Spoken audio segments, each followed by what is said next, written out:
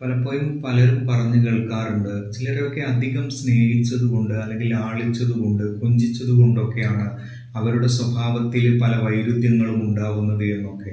യഥാർത്ഥത്തിൽ ഒരാളെ നമ്മൾ അധികമായി സ്നേഹിക്കുന്നത് കൊണ്ടോ അവരെ കൊഞ്ചിക്കുന്നത് കൊണ്ടോ ലാളിക്കുന്നത് കൊണ്ടോ ഒന്നും അവരുടെ സ്വഭാവ രൂപീകരണത്തിൽ വലിയ വൈരുദ്ധ്യങ്ങളൊന്നും ഉണ്ടാവാൻ സാധ്യതയില്ല.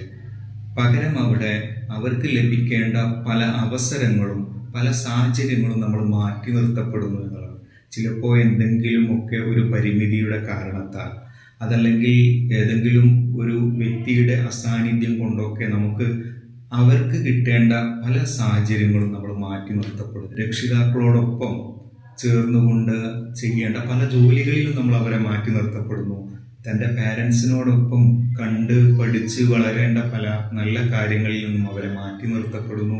തൻ്റെ സമൂഹത്തിലെ മറ്റു വ്യക്തികളോടൊപ്പം ചേർന്നുകൊണ്ട് പഠിക്കേണ്ട, അറിയേണ്ട, തിരിച്ചറിയേണ്ട ചില സാഹചര്യങ്ങളിലൊക്കെ നമ്മൾ അവരെ മാറ്റി നിർത്തപ്പെടുമ്പോഴാണ് യഥാർത്ഥത്തിൽ അവരുടെ സ്വഭാവ രൂപീകരണത്തിലെ വൈരുദ്ധ്യങ്ങൾ ഉണ്ടാവുന്നത് എന്നുള്ളതൊരു വസ്തുതയാണ്.